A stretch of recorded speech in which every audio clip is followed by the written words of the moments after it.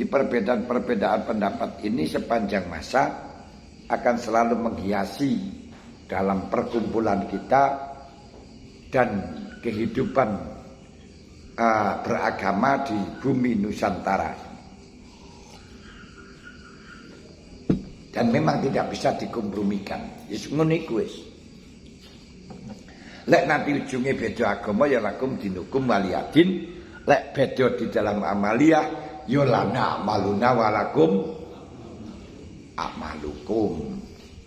Lek beda utang ya lakum dainakum walidain. Urusan utangmu ya utangku ya. Lakum dainukum walidaini.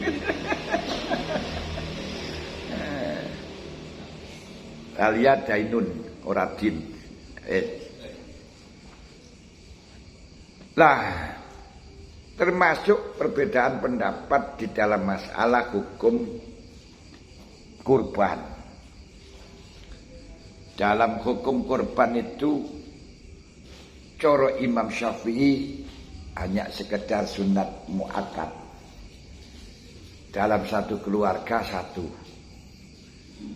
Sehingga kalau satu keluarga tidak ada yang melakukan sama sekali sama, itu enggak sampai berdosa, tapi hanya makruh. Gak ngelakoni kesunatan muakkad. Karena hadisnya Kanjeng Nabi ketika sudah mengatakan ketika sudah terbit matahari dan sudah sholat, insya'a fal yadbah wa insya'a fal yadbah. Lek kowe karep ya nyembelih. Kata-kata karep berarti menunjukkan tidak wajib. Kowe lek sudi ya nyembelih. Tapi cara Imam Malik, Abu Hanifah, hukumnya kurban itu wajib bagi orang kaya. Dan ukuran kaya itu dengan ukuran pada zaman hari Tasyrik. Sebelum hari Tasyrik habis, ini panjenengan di samping kelebihan daripada kebutuhan pokok, punya harta yang cukup untuk digunakan membeli binatang. Kalau menurut Imam Abu Hanifah, asalkan dia itu sudah memiliki satu nisab, kemudian dan mempunyai harta yang untuk digunakan beli binatang, harus dilaksanakan. Nah, ini di dalam hukumnya. Cuman walaupun Imam Malik dan Imam Abu Hanifah sama kata wajib, namun beda pula di dalam penetapan hukum. Kalau Imam Abu Hanifah sama dengan Imam Syafi'i, hanya bedanya wajib dan enggak dalam menentukan kadar jumlahnya binatang. Di mana kambing satu orang sudah pas, semuanya sepakat. Untuk sapi 7 orang. Ini kalau menurut Imam Syafi'i bisa, walaupun satu keluarga atau tidak selain satu keluarga, no problem. Oleh sapi siji untuk orang 7, sehingga bisa membeli dengan gerandonan saham dengan mustarokah. Istilahnya arisan utawa urun, enggak apa-apa. Ini cara Imam Syafi'i, demikian pula cara Imam Abu Hanifah, kendati beda penetapan hukumnya saja. Kalau cara Imam Malik boten kenging. Karena di dalam sembelihan itu, dalam kurban yang terpenting adalah iraqatud dam, mengalirkan darah. Untuk makannya tidak dibahas. Kau berikan boleh, tidak kau berikan juga boleh. Hanya sebagian yang harus diberikan kepada fakir masakin, walaupun setengah kilo terus dimasak habis semuanya, no problem. Ini kira cara Imam Syafi'i juga gitu. Tidak masalah. Cara Imam Malik ukurannya satu keluarga itu satu, berapapun orangnya. Kambing satu untuk satu keluarga cukup, sapi satu untuk satu keluarga juga cukup. Berapapun banyaknya keluarga, kalau zaman dulu niku ya 14 atau sampai 20. Ono sing 19 anake wong biyen. Nah, kalau saiki cuma 2, ngono wis kempet. Sebab itu ora pati gelem. Alasannya susah untuk ngomong. Jadi susah untuk ngomong, banyak orang-orang yang ingin ngomong, kasihkan saja anu ya. Dikek nora oleh dikongkon rumah tuh ragel. Wah, itu ya jenenge wong angel ditata ini. Dicara Imam Malik pokok satu keluarga niku satu binatang. Kambing bisa, sapi bisa. Ukuran satu keluarga itu siapa? Apa anak dengan orang tua dikatakan satu keluarga? Saudara dikatakan satu keluarga? Hitungannya bukan anak dan orang tua, saudara atau lainnya, adik atau lainnya. Tapi yang terpenting orang-orang yang wajib dinafakoi. Dan nafkah mu'abbadah, berarti kerabat itu disebut dengan satu keluarga. Anak bisa satu keluarga ketika anak belum dewasa.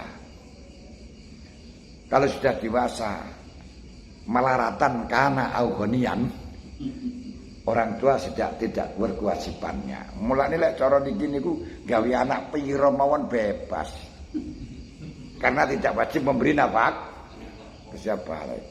Tapi hanya di Indonesia untuk anaknya sing ngalem. Ustadan wis bualit panggah mangane melok. Pak iya itu deh.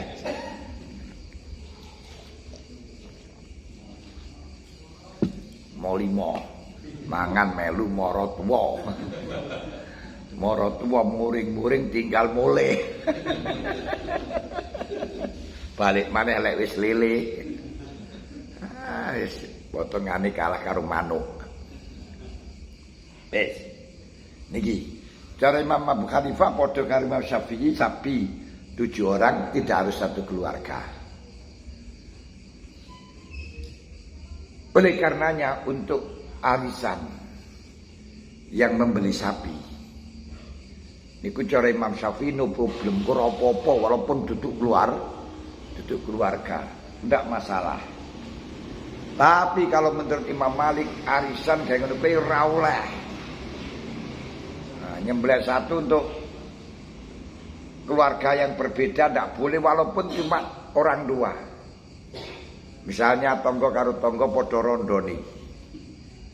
Nah, karena daerah rondo. Sebab baru kena serang dengan virus. Nah, 2 orang beli sapi untuk kurban bersama dengan istiroki tidak legal secara syar'i. Ya ini karena niku wa ahlihi harus keluarga. Saged paham. Maka kalau panjenengan kurban dengan pakai sapi, walaupun hasil uang sendiri, perlu itu aku perhatikan tengriku lek jare Imam Syafi'i kena wong bidu, lek menurut Imam Malik ora kena. Tapi bukan berarti kalau ora kena berarti nanti dibuleh batang ya ora. Disedekahne pangka oleh ganjaran. Cuma tidak menggugurkan kewajiban bagi yang mengatakan kurban itu wajib dan tidak menggugurkan sunat muakkad berarti kemakruhan kalau memang kita mengikuti kurban itu sunat. Jangan paham. Dikoyo arisan niku singkat arisan niku sapi niku mangke boten cukup kanggo gawe wong sing arisan ngeten iki, tapi harus satu keluarga, kecuali menurut Abu Hanifah yang bisa dilakukan tanpa satu keluarga. Bahkan cara Abu Hanifah, kita membeli daging, artinya join dengan ya penyembelih atau jagal. Jembelih itu jagal. Kita katakan ketika sapi sudah dibeli atau belum dibeli, bahwa saya membeli sapi ini 1/7. Saya beli sapi ini 1/7. Boleh, dan nanti ketika disembelih untuk saya kurbankan. Akhirnya ngembelih kurban, yang beli sapi kurban yang benar-benar kurban, ono sing kurban cara latihan belaka.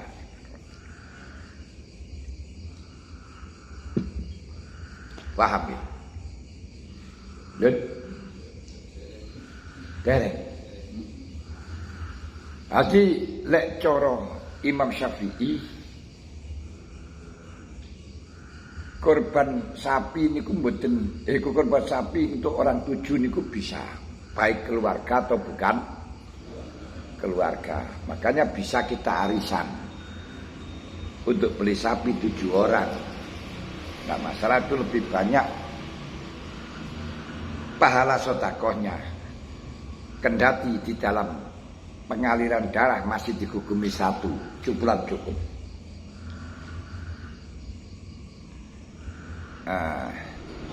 Di cara yayasan sudah disiji walaupun itu beda-beda lembaga. Satu darah walaupun beda-beda. Bahkan cara Imam Syafi'i, sampan beli daging 1/7 itu boleh. Misalnya dengan jagal, sapi harga 35, terus dibagi 7, berarti 55. Kita 35 juta harus 5 jutaan, bisa. Dan itu lebih baik, lebih banyak pahalanya di dalam pahalanya sedekah, kendati kalah dengan kambing dari sisi banyaknya irokotut dan mengalirkan darah. Kenapa luwih akeh sedekah? Sapi 35 niku sedekah kuwate niku 2 kintal, 2 ton. Pinten kira-kira? Ton. Sekintal niku 2 kintal ya enek. Baleke kita tuku wedhus 5 juta niku ya paling 12 kilo niku akeh niku, Lho niku saged grandonan kali jagal. Berarti yang 1/7 digunakan untuk kurban, yang 6/7 digunakan untuk perjagalan. Kejagangan apa-apa. Saged paham? Wis pundi? Sing 6/7 hake jagal. Niku kenging menurut Imam Syafi'i. Mboten kelan menurut Abu Hanifah. Tapi cara Imam Malik nosah. Gak sah, karena satu keluarga itu ya satu binatang. Satu yayasan ya unjuk satu lembaga saja, nggak boleh berbanyak lembaga. Ini cara Imam Malik. Nah, kemudian dalam masalah ukuran sugih ini kemang 1 nisab cara Abu Hanifah. Lalu penasarupannya sama dengan zakat. Yang baik ditasarufkan di daerahnya sendiri. Apalagi tetangganya merasa aroma teretong dan lain sebagainya. Jangan sekali hanya dikasih aromanya teretong tapi tidak kasih dagingi. kendati dipindah kepada daerah lain itu masih diperbolehkan, sebab di dalam tasarruful zakat itu masih dua versi.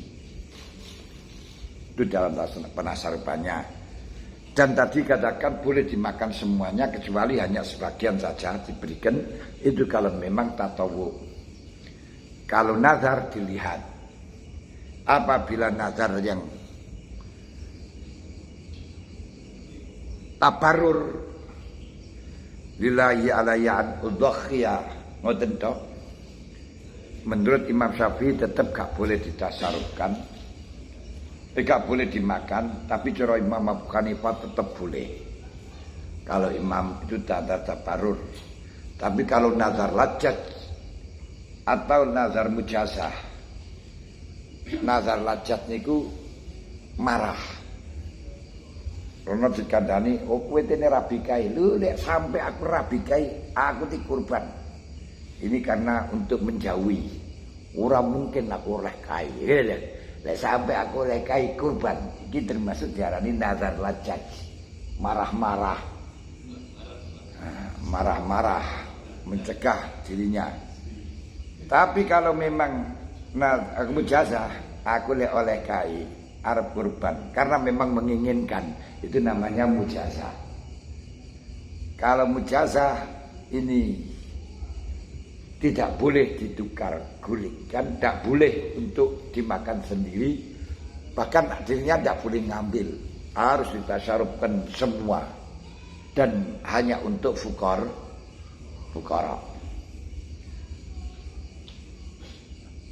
Nah, atau muayyan, nazar muayyan, aku nazar iki tak gawe kurban. Nah, kalau sapi ini tak gawe kurban, itu kata-kata yang masih ihtimal, yang perlu muqaddimah. Kalau memang dia itu mengagumi sapi niku, mengagumi pemberian, wah seneng aku iki tak gawe kurban, pakai kurban. Ini janji, ngeten iki malah dadi nazar. Tapi lah, aku kok kayak kurban, cuman tidak ada istilah apa itu namanya ikrar bahwa ini saya buat kurban. Kurban itu mang, jadi wah saking berjasa nih sapi ini kita kurban kiai, tak kayak kurban. Ini nazar muayyan. Kalau nazar muayyan tidak bisa. Tidak, walaupun sudah habis waktu tetap harus disembelih.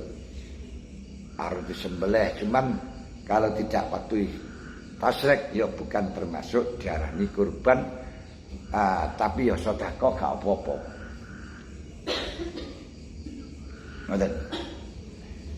Kemudian sebagaimana yang sekarang ini marak, ini hati-hati di dalam masalah berkorban. Kurban itu yang intinya bukan banyaknya daging, tapi dari binatang yang sehat, yang sehat dagingnya, sehingga tidak mengakibatkan jijik atau tidak mengakibatkan orang lain tidak mau. Memerluru gak ngurangi daging, walaupun toh kecil. Makanya setiap penyakit yang bisa mengurangi daging atau merusak daging, prinsipnya itu tidak sah digunakan untuk kurban. Nah, kurangnya itu baik halan atau ma'alan. Memang waktu itu terbukti kurang, atau ketika dibiarkan akan kurang.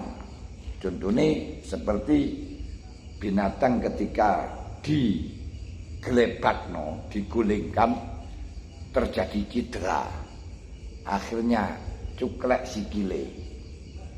Ini gak ngurangi daging sama sekali, tapi dalam jangka panjang kalau dibiarkan akan mengurangi daging karena dia tidak bisa berjalan dengan normal. Ini gak sah digunakan untuk kurban. Kenapa kok tidak sah? Dikarenakan ada penyakit, ada arja yang bisa mengurangi daging. Niki ada 4 macam yang tidak cukup. Gini ku siji arja pinjang, nomor loro akwar, buto. Dengan buto yang bisa mengakibatkan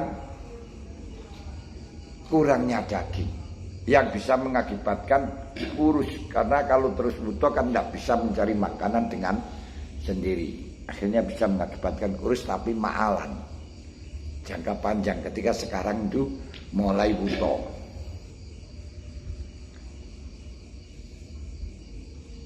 Dan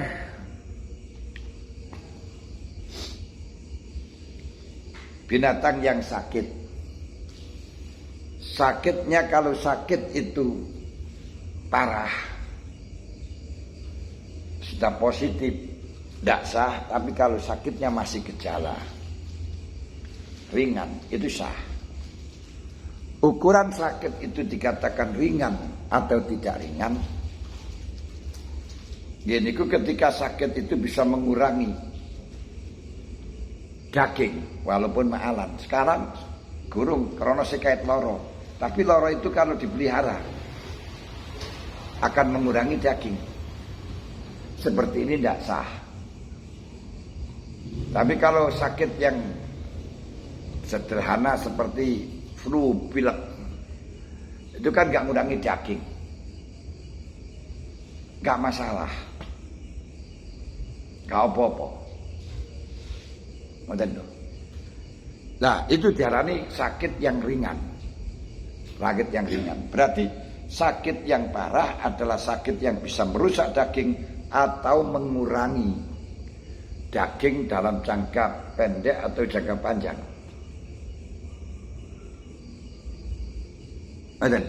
Karenanya binatang PMK, penyakit mulut dan kuku, begitu positif tidak cukup untuk kurban. Karena ketika orang itu tahu kalau itu PMK, no gelem, no gelem, gak mau.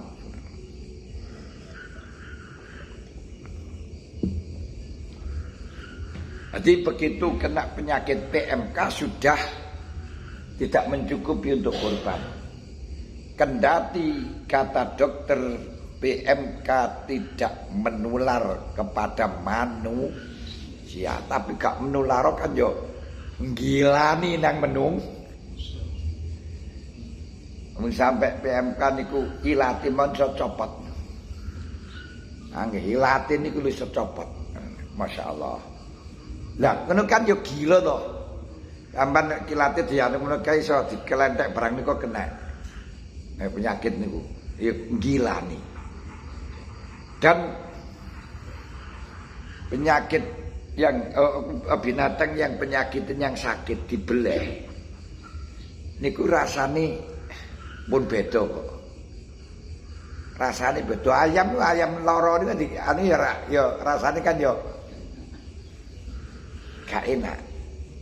Lho teng niku beda memang ya. Ngoten niku mboten sah. Digawe kurban mboten nyukupi. Walaupun gak tahu niku rasane kok gak enak ngoten. Makanya untuk penyakit PMK, pokok positif PMK sudah tidak diperbolehkan. Walaupun ringan masih kait. Asalkan sudah positif. Masih 1 hari kan belum mengurangi. Tapi ini kan kalau dibiarkan akan terus kurang susut-susut, bahkan iso ngelebak. Sekarang melihat banyak orang yang nangis karena penyakit PMK. Adalah wong desa satu-satunya bondo yang diman-man di ngaritno bendino. Tibai innalillahi wa inna ilaihi rajiun. Lebaki wong desa payu 20 juta ngono kan ya wis Gede kok terus mati. Waduh wis. Ini kewata sing mati ngoten iki. Niku mboten kenging, mboten sah. Nah, bukan karena urusan banyaknya daging enggak. Iku ngerubah. Walaupun toh dagingnya kecil, kurus, tapi kurusnya bukan sakit, nggak apa-apa, nggak apa-apa. Contoh nih, sapi Madura, karapan sapi apa nih jenenge Pak Nur iki? Abang nggih. Betawi. Loh, kok sapi Jawi sih cilik-cilik? Jawi ini gede-gede.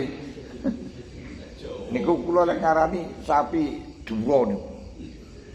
Karena ndek Jawi ora enek malahan. Sing enek ten Madura niku sapi Dura niku. Jenengan ngarani sapi Jawi jal nek Blitar nek amung numati ngono niku. Kae. Lho niku cilik. Burgane paling saiki gak sampai 10 atau 10 lah. Tapi cukup wong 7. Cukup wong 7. Lho dagingnya setitik, yok setitik. Bahkan kalau dibandingno sapi Brahma yang hilang kupingnya siji. Niku sing gede, sing akeh dagingnya Brahma, guru hilang kupingnya tok, hilang dasi ae sih. Oke Brahma, tapi gak cukup bagi Brahma. Karena hilang kupingnya ini berarti ngurangi daging. Loh kurang setitik ay. Loh ini bukan anunya karena ndak jangkep sesuk ning akhirat gak duwe kuping melian ya. Nah, ngoten to anune. Hitungane ngoten. Ora krana akeh daginge enggak sehati. Nah, mulane sapi Madura senajan to cilik pangga wong 7. Pangga wong 7. Walaupun sing bagus ngene iku pira tudamnya akeh iku pakai wedhus. Bagi sing mboten saged kurban pakai wedhus, apa maneh sapi, ya wis pitik sampean beleh. Mentok sampean beleh. Untuk banyak sampean beleh. Bebek beleh. Untuk kurban mengikuti bukan mengikuti pendapatnya Ibnu Abbas. Ka apa pokoke sing dimaksudna iraqatut dam. Lah terus dagingnya yo di rezeki diwenehno wong. Lu isin sampean adai kresek mah dicantolno ndek lawang kon kula ora apa-apa. Nah ngisin wae ngono ora wae. Nah kula wis paham wae iki teko anu sambung wong isin. Daripada mboten. Minimal ora tomak diwenehi wong mergo awake wis duwe jebel. Embeleh ngoten lho. Saged paham. Adin iku dilaksanaken. Saiso-isone. Lah lek dipres sadurunge kaya ya biasa niku kaya sarapan niku. Niku jare nyukupi tapi lek geso tako ya ora apa-apa ya lek ganjaran. Walaupun nyembelih sadurunge iku hari raya kan yo gak apa-apa kon. Wong sedekah ya. Angge saiki barang mulai jarene ini. Tapi gak oleh karo sing duwe.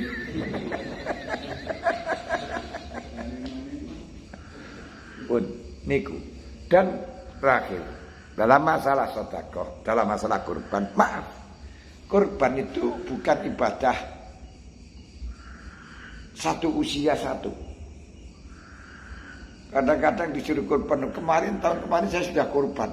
Loh, tahun kemarin itu kurban ya tahun kemarin. Sekarang bukan tahun kemarin, tahun sekarang.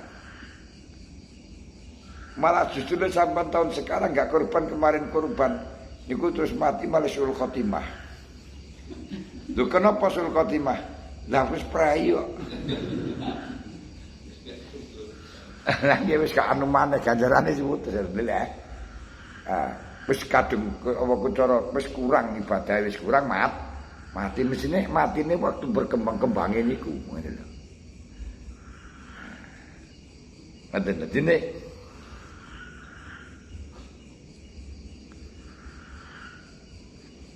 korban niku kanggo setiap tahun bagi wong sing mampu. Jadi setiap tahun kita niku jangan andai-andai. Niki tahun kemarin saya sudah sampai saya kemarin ya wis salat Id. Untuk salat saiki salat man. Mulane fasholli li rabbika salato. Nanggi pangeran nuwan harlan nyembelih. Inna syani'aka wal abtar. Tingkamu pancen abtar kan duwe anak. Abtar. Karena barokah. Kanjeng Nabi Muhammad, kamu itu tidak punya anak. Makanya tengeriku Kanjeng Nabi kami ganti anak lanang. Ditegaskan karo Gusti Allah lek Kanjeng Nabi niku ora bakal duwe anak lanang. Tadi didhawuhaken wa ma Muhammadun ila rasulun qad qalat min qabli rusul apa atau kalatum ala qabikum wa may yaqrib ala kibai fala yadurrullaha